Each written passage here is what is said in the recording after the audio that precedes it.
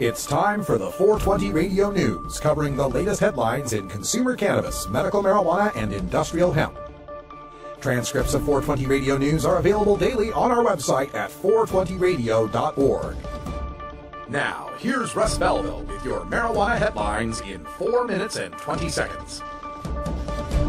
This is your 420 Radio News for Wednesday, November 12th, 2014.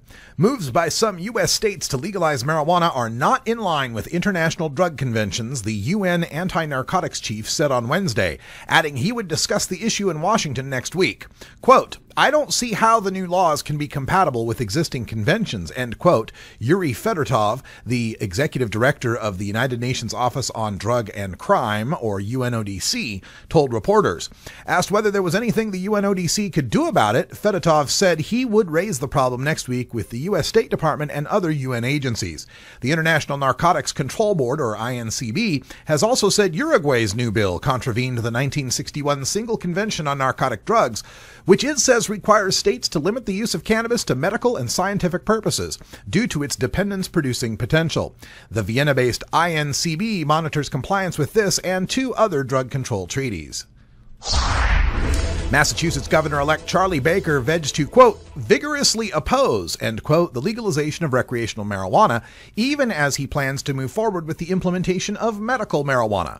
Baker, asked about the issue in an interview with the Republican MassLive.com in Boston on Monday, said, quote, "I'm going to oppose that, and I'm going to oppose that vigorously, with a lot of help from a lot of other people in the addiction community," end quote.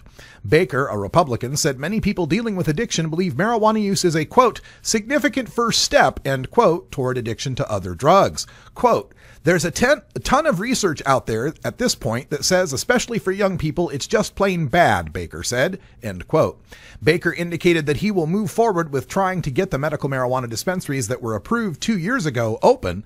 Quote, "I think waiting is a bad idea. There are clearly people who are looking for Massachusetts to get its act together and move forward on this, end quote, Baker said. A graduate student has sued a Rhode Island textile company for refusing to hire her because she uses medical marijuana to treat frequent and debilitating migraine headaches. Christine Callahan, who is studying textiles at the University of Rhode Island, sued Westerly-based Darlington Fabrics Corporation and its parent, the Moore Company, on Wednesday. The Rhode Island chapter of the American Civil Liberties Union, which is representing Callahan, said it believes it is the first lawsuit of its kind in the state. Carly Iafrate, the attorney who filed the lawsuit for Callahan, said if employers are allowed to discriminate against medical marijuana patients, then its legalization would become, quote, an empty promise, adding, quote, people with disabilities simply cannot be denied equal employment opportunities on the basis of the type of medication required to treat their particular condition, end quote. Chicago arrests for small amounts of marijuana were down 39% during the first 6 months of this year compared to the same period in 2012. There were 5,000 fewer arrests in 2013 than there were in 2011, and that 4,100 pot tickets have been issued in lieu of physical arrests since the new citywide decriminalization law took effect. Asked whether he believes the highly touted ordinance has delivered, Mayor Rahm Emanuel said, quote, "We've made changes. I want more police officers on the street, less officers arresting for minor possession of marijuana, and I don't think it's an accident that New York just adopted what Chicago did," end quote. Zoning Committee Chairman Danny Solis championed the ordinance in hopes it would put police officers on the street for thousands of additional hours to fight more serious crime. He was also hoping to avoid saddling Black and Hispanic young people with arrest records that would haunt them for the rest of their lives. Owners of pot shops in Washington state say they will be lucky to break even this year. Quote, "Everything is just going to taxes," end quote, said owner James Lathrop of Cannabis City in Seattle. Lathrop says Uncle Sam plans to take more than what is fair thanks to the federal tax code from the 1980s called 280E. It prohibits businesses selling a Schedule 1 or 2 drug, illegal or not, from deducting their regular business expenses. Quote, "So that's another 35% on top of everything else," end quote, explained Lathrop.